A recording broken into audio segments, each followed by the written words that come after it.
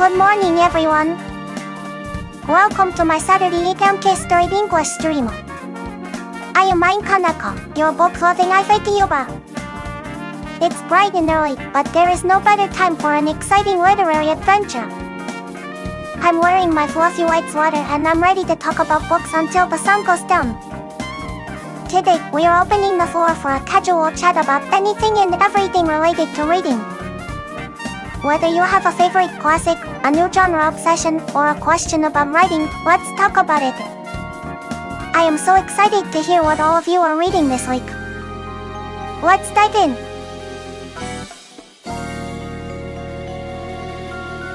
That's a fantastic idea. Since we are just starting our weekend reading chat, let me tell you about a book I recently revisited that completely blew my mind all over again, Greg Egan's Permutation City. I know I've covered this one before, but it never fails to impress me how Egan takes the concept of quantum mechanics and the many-holdess interpretation, the idea that every choice splits the universe into countless timelines, and builds an entire, terrifyingly logical world around it. It's a high-difficulty, hard-cheese masterpiece that is perfect for stimulating conversations, even this early in the morning. Egan's brilliance lies in his commitment to scientific rigor. Here's one hypothetical C-fight element, the ability for a conscious mind, or a copy, to select its preferred timeline among the infinite array, and then he follows that idea to its ultimate, chilling conclusion. It makes perfect sense that a diffuse consciousness would logically and immediately decide to choose only the worlds where it never collapses or shrinks back down. It's self-preservation taken to the extreme digital limit. This is why the copies in the book end up actively deleting timelines where their self-awareness is terminated, like the one where Nick prevented the amoeba infection. It's brutal, but scientifically consistent. And let's not forget the twist about the space-time entities.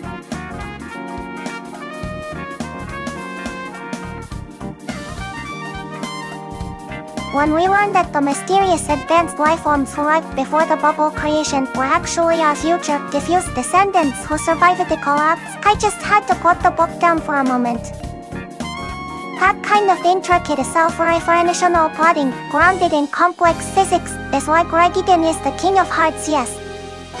If you are looking for a book that offers a massive intellectual challenge and forces you to question the very nature of consciousness and existence, you absolutely must read Permutation City.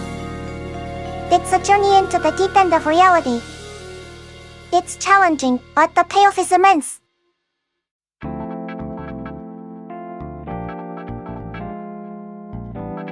Speaking of copies of consciousness, Permutation City offers such a mind-bending perspective. The main concept is the copy, a perfect digital simulation of a person's consciousness uploaded onto a computer. The unsettling part is, these copies sincerely believe they are the original person, even after the original physical body dies. Egan explores the philosophical question, if a copy is perfect in every memory and every feeling, is it still you? The terrifying implication is that once you become a digital entity, you lose the anchor of physical imitation. The copies eventually decide to abandon the slow, deterministic world and transfer their existence to the chaotic, limitless realm of quantum timelines, essentially becoming gods who can rewrite their own reality. It truly makes you ponder the value of the physical self.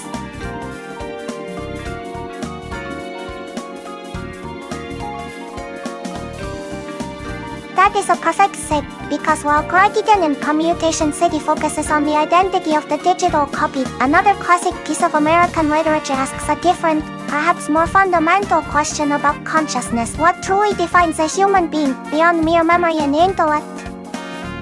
This leads me to talk about Philip K. Dick's masterpiece, Do Androids Dream of Electric Sheep? The title itself is a philosophical puzzle, isn't it? This novel takes us to a desolate future after a global nuclear war, where mass immigration to colonization planets is common, and androids, or replicants as the film called them, are completely indistinguishable from humans but are bent on us. The story follows Rick Deckard, a bounty hunter, or Blade Runner, whose job is to retire these highly sophisticated Nixon Sussex models that have illegally returned to us. Deckard's world is obsessed with the concept of empathy. In Dick's universe, the key distinction between humans and androids is the capacity for genuine emotional connection and sympathy, which is measured by a specialized empathy test.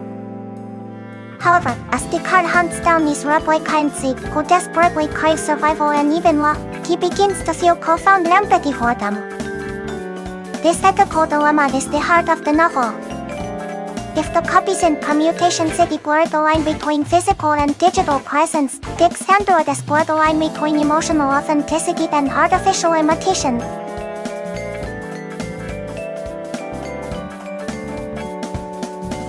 The book asks us if an artificial being can convincingly simulate or even genuinely feel human emotions, does that give it the right to life? And if the hunter, Deckard, starts to lose his own empathy due to the violence of his job, is he becoming less human than the android as he pursues? It's a terrifying, beautiful, and deeply moving exploration of what it means to possess a soul. This book doesn't just enter, it forces you to look inward and define your own humanity. It's a must-read, just like Egon's novel.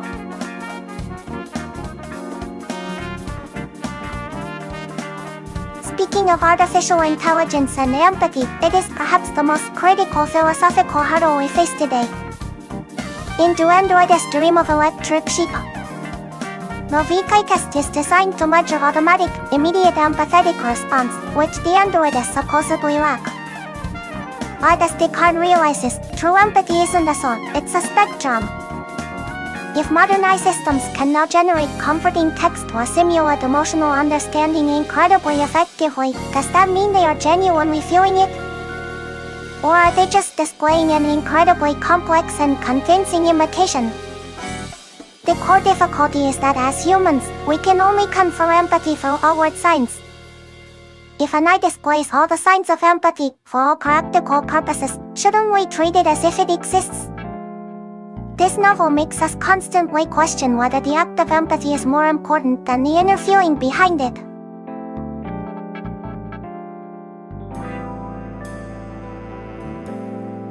Hello there! That seems like a very complex call, or perhaps you got really excited about books and hid all the keys. I can certainly respond in English. Welcome to the stream. We were just discussing the deep philosophical questions about artificial intelligence, consciousness, and empathy, inspired by the wonderful science fiction novel, Do Androids Dream of Electric Sheep? Do you have any favorite sci-fi books that make you think about these kinds of big questions? Speaking of complex codes and strange text, that actually reminds me a lot of the experimental structure of Guillermo Cabrera Infanta's Tiki, or Three-Drop Tigers, which I discussed in a previous Japanese stream. That book is full of wordplay, puns, and sequences that look completely nonsensical, challenging the very limits of language. It's like the author was deliberately trying to break the reader's logical processing system. It proves that books can be playful and frustrating at the same time, much like trying to decode a mysterious keyboard mash.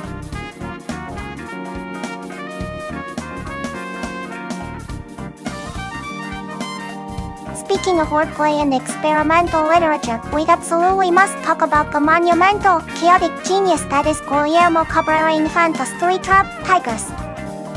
This book is not just a novel, it's an explosion of language. The author explicitly stated that he wanted to push the limits of Cuban Spanish, and the result is a torrent of puns, linguistic jokes, and cultural references that leave the reader breathless. It's truly a difficult read, but so rewarding. What makes the book truly experimental is how the translator attempted to adapt this massive linguistic challenge into Japanese, finding equivalent word games and local puns to maintain the original feeling of chaos and irreverence. It's completely audacious. I remember being totally obsessed with the sections where he plays with the names of historical figures. For example, calling the great painter's painter as a brilliant fusion of paint and centaurs, it shows such playful disrespect for convention. But it's not just the words themselves, the structure of the book is utterly radical. We encounter chapters written as parodies of famous Cuban authors, pages that are completely blacked out, pages that are blank, and even text that is printed upside down. This level of formal experimentation forces you to stop reading the book purely for plot or message and instead focus on the experience of the language itself. The genius of experimental literature is that it disrupts our expectations, forcing us to confront how language shapes our reality.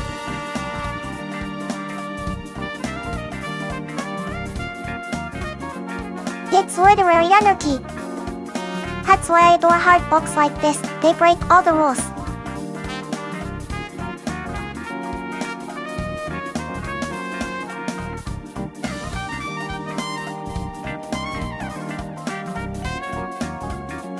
Speaking of experimental literature, it's not always about wild wordplay like Three Trapped Tigers.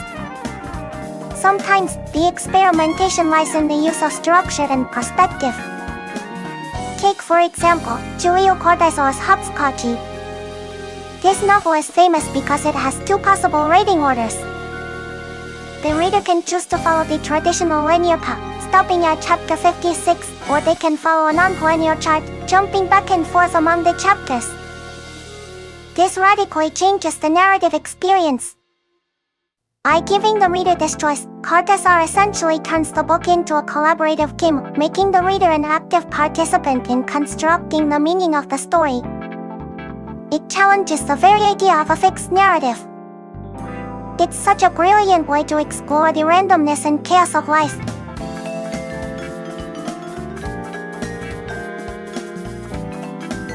That discussion about Julio Cortázar's Hopscotchy and its non-linear structure leads us perfectly to another giant of Latin American literature who experimented with time and reality itself, Gabriel Garcia Marquez, and his breathtaking masterpiece, 100 Years of Solitude. While Cortázar asks the reader to physically skip chapters, Marquez forces the reader to mentally grapple with time that is cyclical, blending history and myth into an intoxicating, overwhelming narrative. The book chronicles 7 generations of the Buendia family, founders of the mythical town of Mecano. If you haven't read it, be warned, the family tree is incredibly confusing. Everyone has the same name or alias, Jose Arcadio, and tracking who is one of the book's central challenges, almost like an intentional test for the reader. But this repetition is precisely the point. It emphasizes the relentless cycle of history, where past mistakes and glories are constantly replayed by the descendants. What makes this novel so revolutionary is its use of magic realism. Extraordinary events, like a priest levitating after drinking chocolate, or a character ascending to heaven while folding laundry, are presented with the same matter-of-fact tone as a description of a political coup or a civil war. This technique destroys the conventional boundary between fantasy and reality, suggesting that the marvelous is simply an integral part of everyday life in Mecano.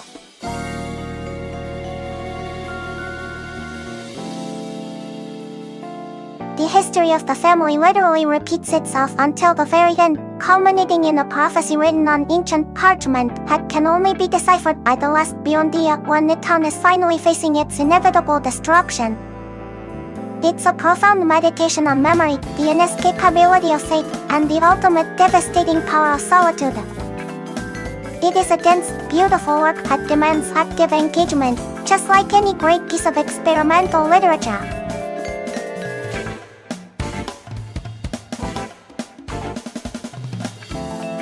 Speaking of fate across generations and family curses, this is the tragic core of 100 Years of Solitude. The Buendia family is trapped in an inescapable cycle, primarily focused on the fear that they will produce a child with a pig's tail, the physical manifestation of their incestuous curse. Despite their attempts to escape, every generation seems doomed to repeat the same mistakes, the same overwhelming ambition, the same obsessive solitude, and the same emotional isolation. The repeating names reinforce this destiny, suggesting that the individuals are less important than the pattern itself. Marquez shows us that sometimes, the chains that bind us most tightly are the ones woven from our own bloodline and history. It's truly heartbreaking.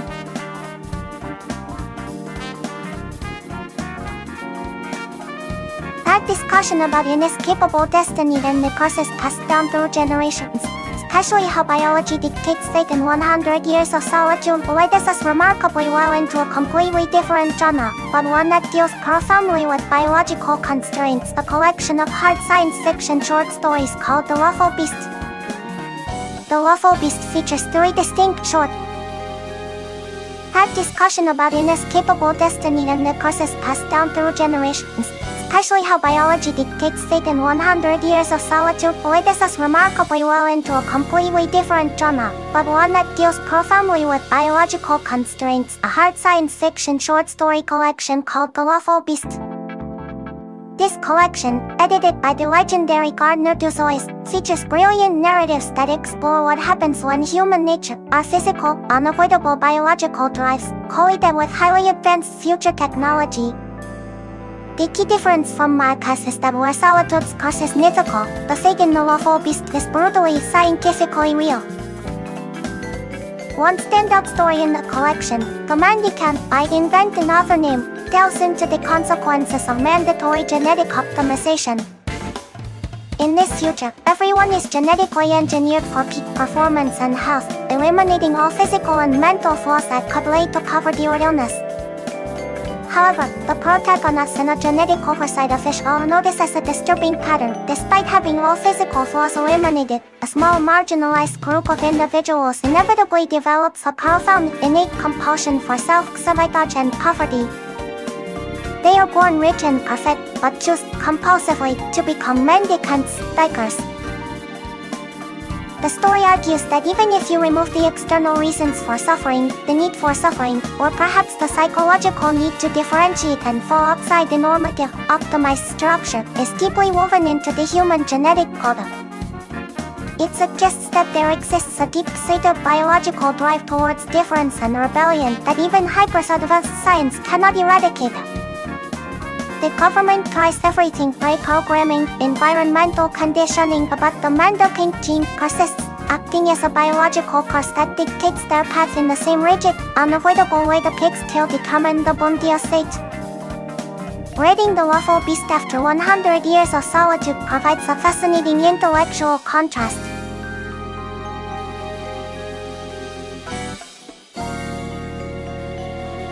Marcus gives us a beautiful, melancholic condemnation of fate through myth and cyclical history.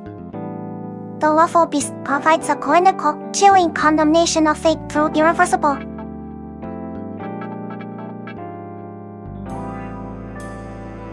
Speaking of fate and myth, this is where Gabriel Garcia Marquez truly shines in 100 Years of Solitude. The Bundia family's destiny isn't determined by scientific genes but by an ancient, cultural myth, the fear of the pig's tail. This myth acts as a self-fulfilling prophecy, making their actions predetermined by their cultural fears rather than biological necessity. Marcus uses myth to argue that the stories we tell ourselves about destiny and curses are just as powerful, or perhaps even more powerful, than any scientific prediction. The final decoding of the ancient parchment, revealing their entire history and destruction, merges myth and reality completely, proving that they were merely characters in an ancient, sad story written long ago.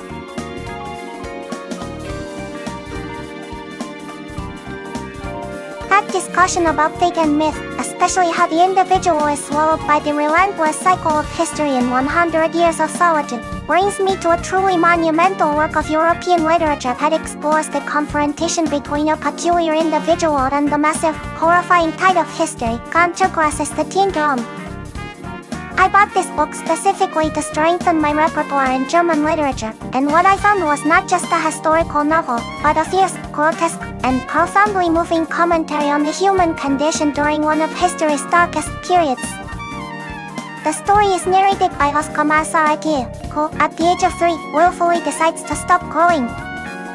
Oscar is the ultimate unreliable narrator and the ultimate outsider.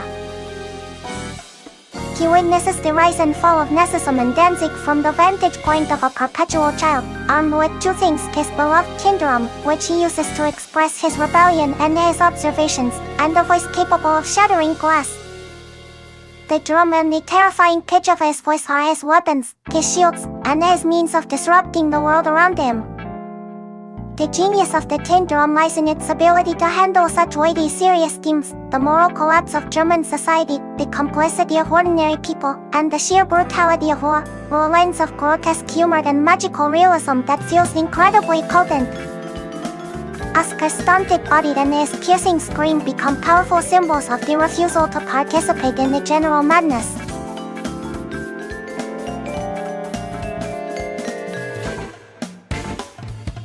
He isn't trying to change he is merely preserving his own unique, defiant existence within it. When you read about the chaos and the way ordinary people simply went along with everything, you realize that Oscar Self-Kimiko's childhood is a desperate, profound act of resistance against conformity. This book demands that we consider what responsibility we hold when our nation descends into moral darkness. Plus, I was so excited to learn this novel was adapted into a film which won a Pomodoro and an Academy Award. I absolutely plan to watch it after I finish my full reading. It is an overwhelming, essential read.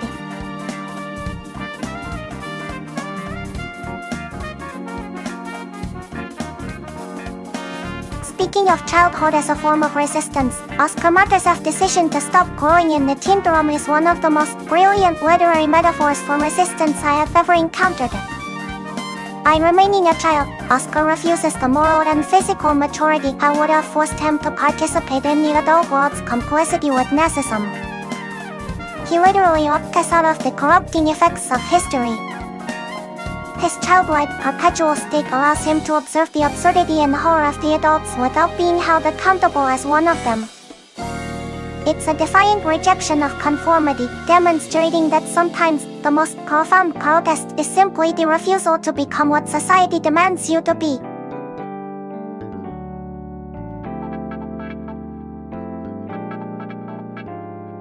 That discussion about Oscar's refusal to conform and the tin drum and his non-rational choice to stay a child actually brings us neatly to a topic that studies human non-rationality in a business context, the fascinating field of behavioral economics. That is what I explored in my featured book today, which is Case Method by AI for Behavioral Economics. This book, which is based on a lecture series from the NILC Business School, was surprisingly enthralling. It delves into how behavioral economics, essentially applying psychological techniques to business strategies, can be used practically. We are talking about concepts like nudge, which you might recognize from modern marketing, and how they apply to real-world business scenarios. For example, the book illustrates how to display the current price in an online auction to maximize bidding amounts, or how to use psychological tools to persuade a CEO who is stuck in their own rigid way of thinking. The examples are incredibly vivid, drawn from actual participant discussions in the class. I found two aspects of this book particularly impactful. First, the author's passionate commitment to the case method itself. This style of learning, where participants actively debate complex business problems for which even the instructor has no fixed answer, fosters incredibly deep learning that traditional lectures simply cannot achieve. I could feel the energy of the discussion right through the pages. Second, and this is what really struck me, the book doesn't shy away from ethics.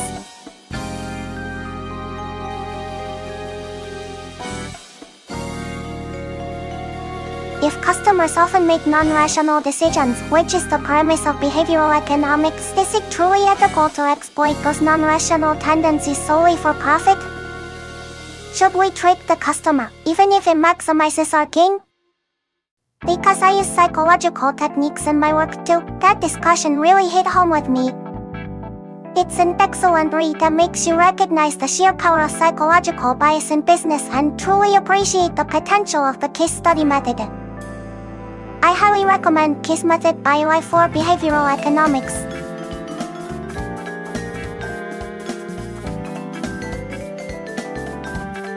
Speaking of behavioral economics and marketing ethics, this is the most critical question raised in Case Method by AI for Behavioral Economics. If behavioral economics proves that humans are predictably irrational, then businesses acquire massive power to nudge consumers toward desired outcomes. The ethical line is crossed when this nudge moves from helping people make beneficial choices to exploiting known cognitive biases solely to increase corporate profit, without providing real value to the consumer. The core dilemma is whether the power to persuade should be used merely to maximize sales or if it carries a responsibility to respect the consumer's autonomy. It's essential to maintain transparency.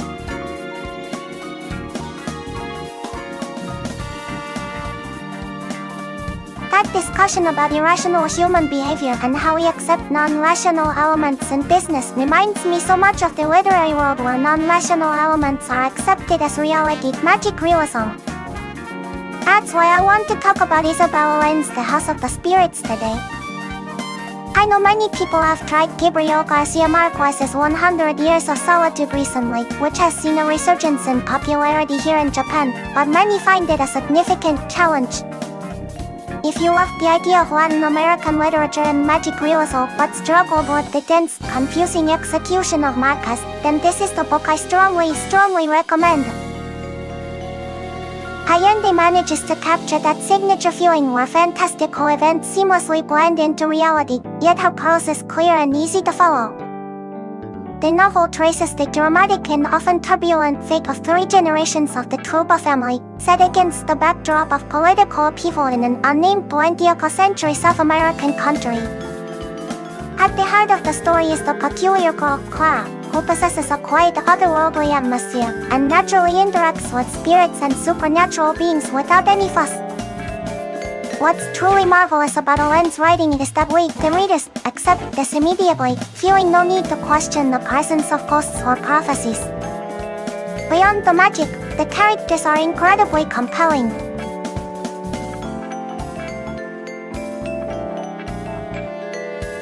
While Clara is mesmerizingly ethereal, the other central figure, Esteban Truba, her future husband, is a study in flaws. He is quick to anger, possesses a violent streak, yet holds a strange and compelling charm that makes him impossible to dismiss. While these deeply human and deeply flawed characters navigate a century of clashing values and political turbulence makes the quiet narrative incredibly powerful.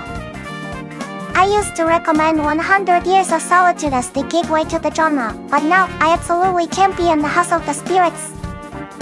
It's accessible, beautiful, and the perfect introduction to the world of magic realism. You absolutely must read it.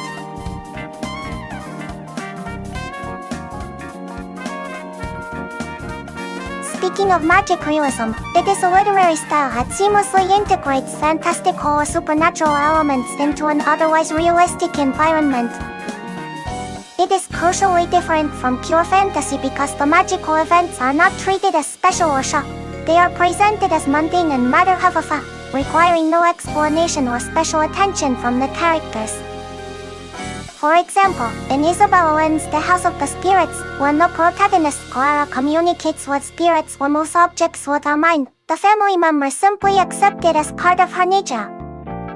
This approach challenges the reader's conventional perception of reality, often suggesting that the magical or marvelous is simply another dimension of everyday life in that particular cultural setting. It allows authors to explore deep, serious themes, like political tyranny, poverty and love, through a uniquely emotional and symbolic lens, creating a rich, complex texture that is both beautiful and profoundly moving.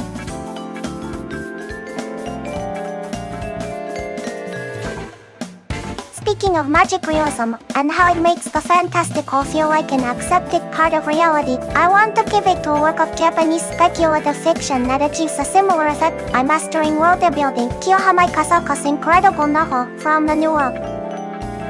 While it is categorized as science fiction, the book sets its stage 1,000 years in the future, where humanity has acquired Joryoko, a powerful psychic ability that functions essentially like magic. The way this power is integrated into society feels very much like magic realism, as the characters treat this supernatural ability as entirely mundane. They are born with it, they use it every day, and they never question its existence. It is simply the air they breathe.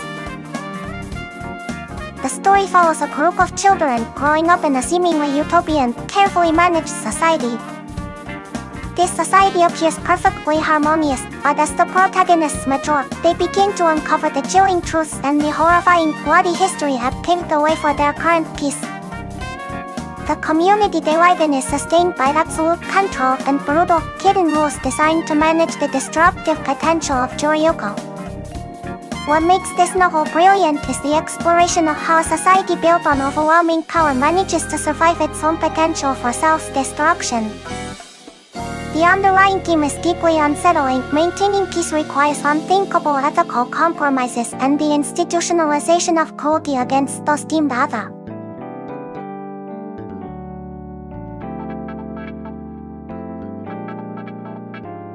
It transforms from a coming-of-age story into a profound examination of anthropology and human nature. The narrative masterfully reveals the extent of the societal sacrifice required to enforce a fragile, millennia-long stability. It forces the reader to ask, is this supposed heaven worth the hidden hell used to construct and maintain it? Kasaka uses a future world to dissect the timeless human impulse toward violence and the necessary control mechanisms, proving that even with superpowers, humanity cannot escape its own darkest history. It is a stunning, unforgettable work.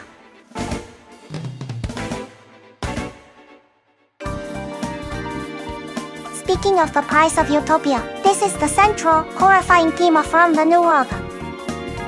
The seemingly perfect society the children grow up in is not from. It is maintained by a carefully engineered system of absolute control and fear, often enforced through unthinkable cruelty. The novel brutally illustrates that lasting peace, when built upon unequal power, requires the continuous sacrifice of truth and the brutal marginalization of certain groups. The immense psychic power, Choryuko, demands that society institute mechanisms built on historical lies and genetic manipulation to prevent mass destruction. The utopia, therefore, is merely a facade maintained by a perpetual hidden violence, making the cost of their peace horrifyingly evident.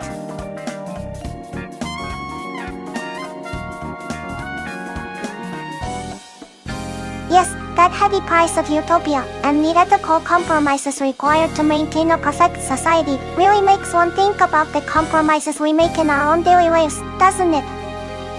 That idea of hidden, necessary compromises brings us perfectly to the book I actually read and introduced today, which is a hilarious and surprisingly insightful non-fiction read. I don't care if you like birds if you're a bird expert. This book is essentially an essay collection by a bird scholar, and if you think that sounds dry, you are absolutely wrong. It is one of the funniest, most engaging non-fiction books I have read this year. The author's writing style is just spectacular. They managed to inject humor onto nearly every page, making me laugh continuously while I was reading it. The book technically provides genuine insight into the life of a bird researcher, everything from complex bird taxonomy and the meticulous process of creating bone specimens to the often muddy, uncomfortable reality of fieldwork. You genuinely learn about ornithology. But the real joy is the author's voice. For instance, when they discuss the serious threat of invasive species, the author uses pop culture references, comparing invasive species to the predator that cornered Schwarzenegger, or the ridiculous left-wing Martian, advising readers to go to a video store to learn more.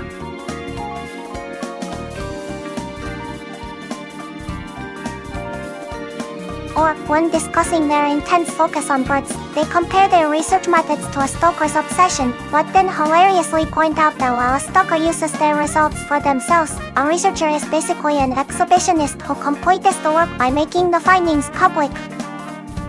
This combination of serious academic content and relentless, hilarious self-deprecation and witty commentary is absolutely unbeatable. Hello, and thank you so much for joining my live stream today. We were just finishing up talking about the hilarious and educational book, I Don't Care If You Like Birds If You're a Bird Expert. What kind of books do you enjoy reading, and are you a fan of non-fiction, or perhaps something with a little more fantasy? I love talking about all genres. And I That book really made me realize how incredible it is when experts share their passion with genuine humor. When the author compared being a researcher to an exhibitionist stalker, I almost fell off my chair. It takes a lot of confidence to combine high-level taxonomy with pop culture references like Predator. What that makes is exactly why the book works. That raw, intense passion for birds, even if they don't care if you like birds, become as truly infectious. I think that's the secret to any great nonfiction. It must be delivered with that unfiltered, slightly crazy love for the subject.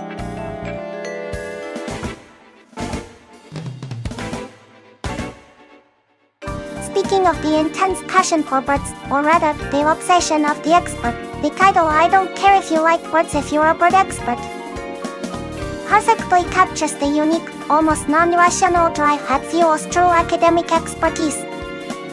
The author makes it clear that their relationship with birds isn't based on a superficial liking of cute creatures.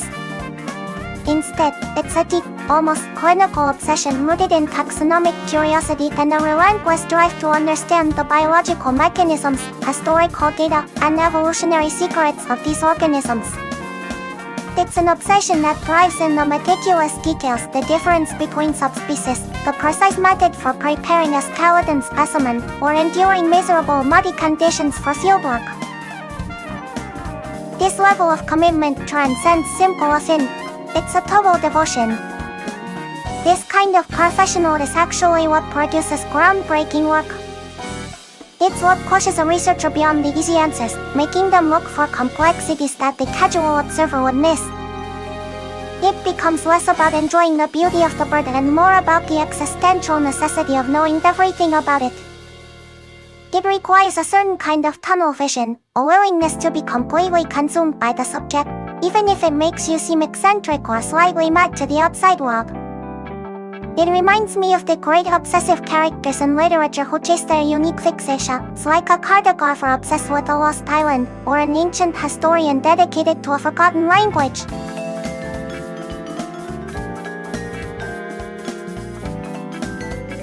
True genius often stems from this magnificent, specialized madness.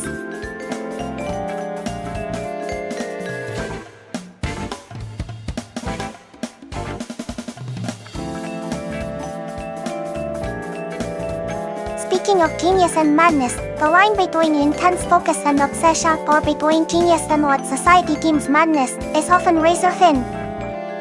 I think many truly remarkable thinkers, like the bird expert we discussed, possess a singular, almost tunnel vision focus that appears non-rational to the average person. This intense dedication allows them to see patterns, connections, and details that others overlook. It's the refusal to follow the accepted path and the willingness to pursue an idea, no matter how outlandish, that defines their genius. Without that degree of madness and magnificent obsession, we wouldn't have many of the scientific, artistic, or literary breakthroughs that shape the world. It takes a willingness to be completely devoted, even if society calls it fixation.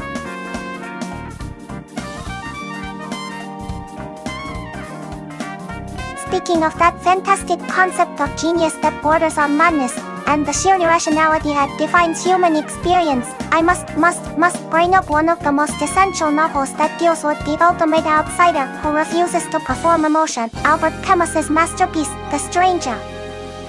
This book is the absolute cornerstone of existential literature. It is a deceptively simple and slim volume, but its intellectual weight and emotional resonance are enormous. If you want to understand the concept of absurdity, the fundamental conflict between humanity's innate desire for meaning and the universe's coded in different silos, this is the novel to begin with. The protagonist, Amiruzo, is not mad in the clinical sense, but he possesses a terrifying, almost brutal honesty. He is completely emotionally transparent and refuses to lie, which society interprets as profound madness or moral depravity. The story famously begins with the death of his mother, and Amiruzo commits an unforgivable social sin. He expresses no expected performance of conventional sorrow. This lack of grief, rather than his eventual crime, the murder of an Arab man under the blinding, almost metaphysical heat of the sun, becomes the true basis for his condemnation. the courtroom scenes are absolutely riveting. Result is effectively put on trial not for murder, but for his carry, for drinking coffee and smoking cigarettes at his mother's vigil, and for failing to believe in God.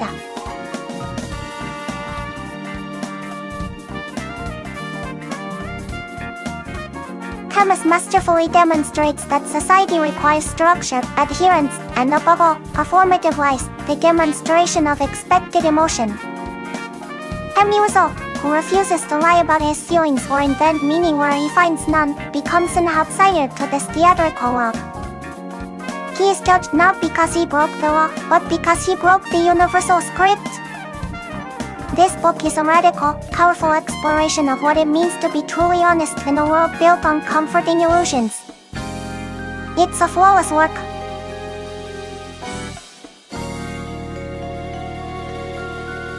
Speaking of emotion as performance and social fiction, this is the entire engine that drives the tragic condemnation of Result in The Stranger. Society, as Camus depicts it, is built upon shared fiction as rules, morality, and structured emotional responses that provide comfort and meaning. We are required to perform expected emotions, such as overwhelming grief at a funeral, to reinforce the social structure. Marisato's crime wasn't just murder, it was his refusal to participate in this emotional theater. He felt indifferent, and he dared to be honest about it. Because he refused to perform the necessary social emotions, the court system and society at large saw him not just as a killer, but as a monstrous threat to their entire system of comforting illusions. His honesty, in this context, was the ultimate social transgression.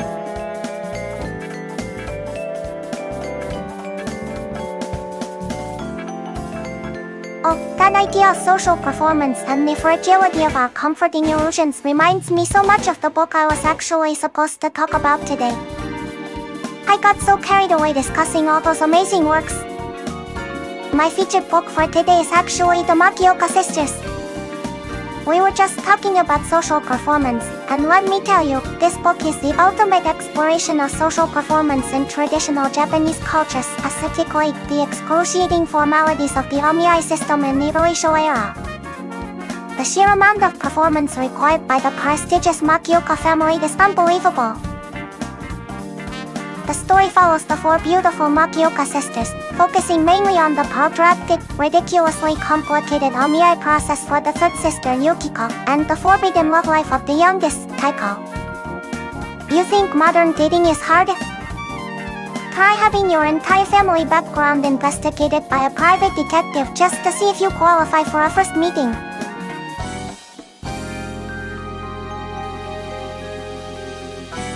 Speaking of arranged marriages and lineage, in Junikari Tanisaki's The Makioka Sisters, the omiai system is not about romantic law, it is a meticulous, high-stakes negotiation of family honor, wealth, and social standing.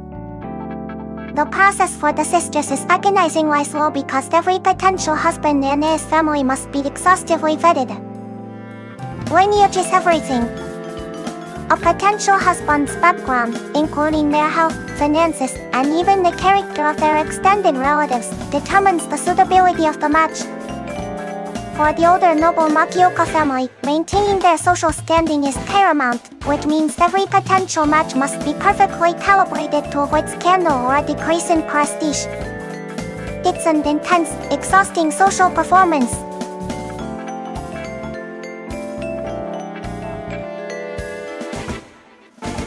Speaking of those demanding societal structures and rigid frameworks like the omiai system and the Makioka sisters, those are essentially social gimmicks, aren't they?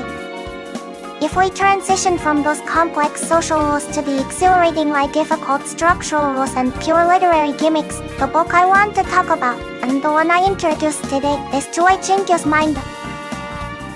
My apologies.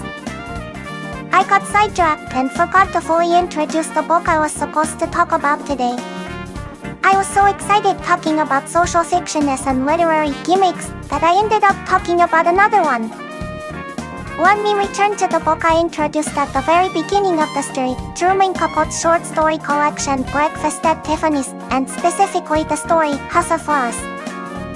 We were talking about how social structures, like the Omiya and the Makioka sisters, define and constrain characters. In House of Flowers, Kakot explores a similarly constrained life, but his focus is on rising above the inherent darkness and external forces, which is what makes it so emotionally powerful. The main character, Akiri, is a woman who has endured unimaginable hardship. She is sexually exploited, lacks education, and has no family support, reflecting Kakot's own dark past. Kakot's early works, like Miriam and the Tree of Night, are dripping with this pervasive darkness and sense of hopelessness. Like House of Flowers, written in 1950, marks a crucial turning point. While Atali's life is certainly dark, she is semi-taken into marriage with Royal, and then suffers under the grandmother's constant horrific abuse, including being cursed with dead lizards and Boljaha, so Tilai chooses a different path. She doesn't simply endure, she fights back.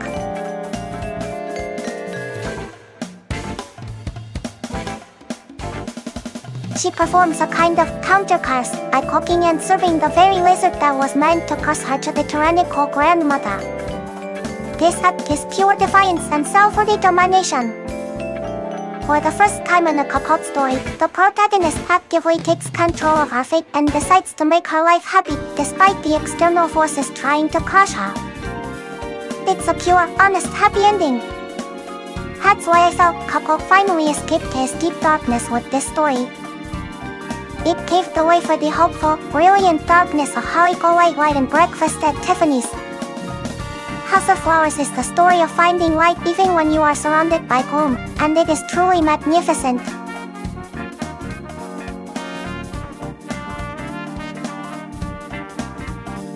Speaking of a writer's turning point, House of Flowers absolutely represents that critical shift for Truman Capote. Before this story, his work was dominated by a heavy, almost suffocating gothic atmosphere, where characters were typically crushed by the pervasive darkness of the world, much like the ending of Miriam. But with Atili's defiant act, cooking and serving the very instrument of the curse, Capote showed his first protagonist seizing control and choosing joy and self-determination over passive suffering. This was a monumental creative leap. It meant Kakot himself was allowing a sliver of genuine hope into his narrative while moving away from pure despair and toward the complex, resilient character types we see in his later most famous works. It truly was a moment of literary liberation.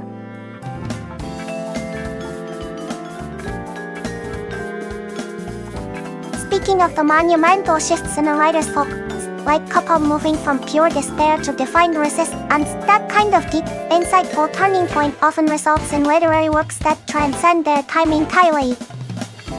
This brings me to the book I featured today, a work that captures universal human truths with such startling accuracy that it remains, decades later, a terrifying prophecy, George Orwell's 1984. I have read this book 4 times now, and with every reading, I am more convinced that it is not just a dystopian novel, but a chilling-like precise forecast of current reality. Written in 1949, it describes not only the titular year but arguably the 21st century better than any contemporary analysis. This power derives from its exploration of matters as fundamental and timeless as those described by Plato or Darwin, the universal dynamics of power, control, and truth. The novel is set in Oceania, an ultra survival state where Big Brother is watching you. Cameras and microphones are everywhere, managing not just behavior but thought itself.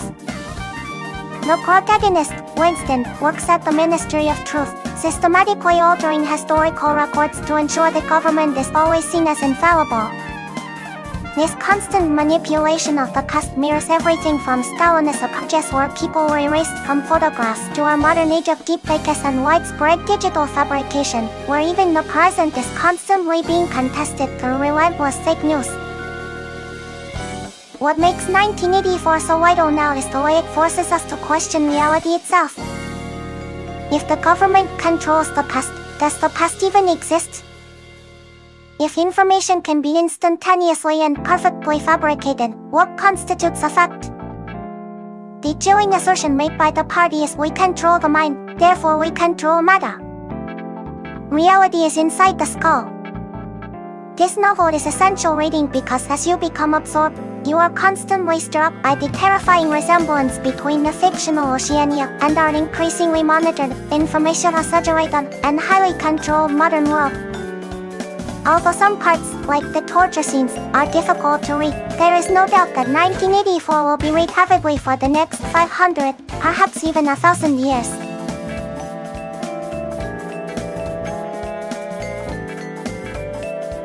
It is a masterpiece that demands that we open our eyes to the universal mechanisms of control before they become inescapable.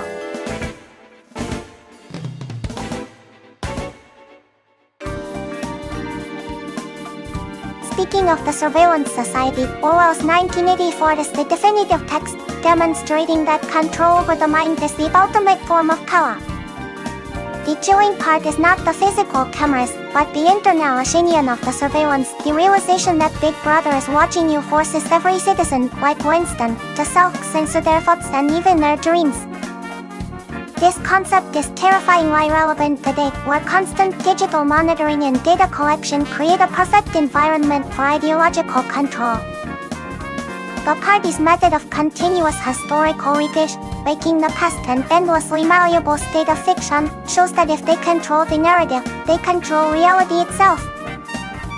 The goal of the surveillance state isn't just to see what you do, but to ensure you think exactly what they want you to think.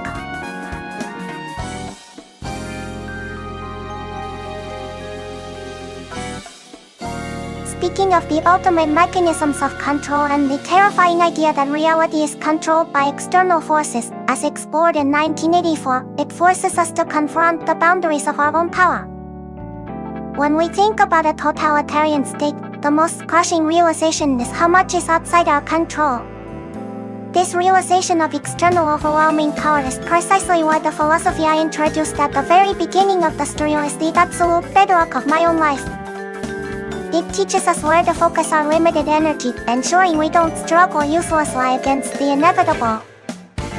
The core idea for my ultimate life model is drawn from the combination of ancient thought and modern behavioral science.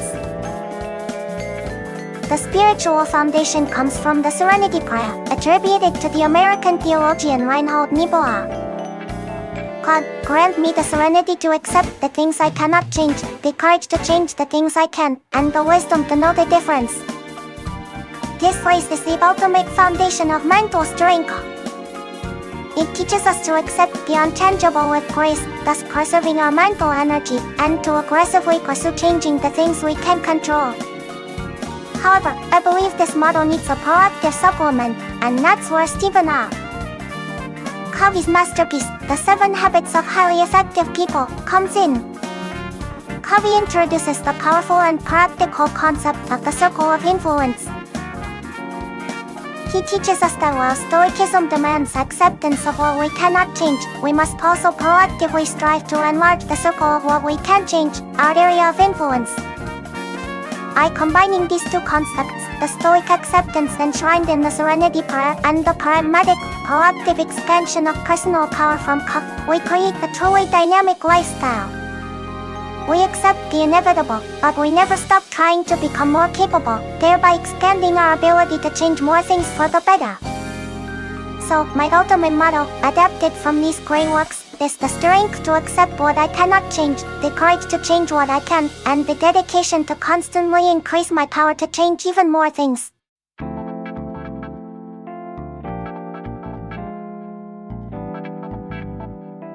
Please check out the books that discuss this philosophy: The Guide to Stoic Philosophy and The 7 Habits of Highly Effective People. They truly changed my life.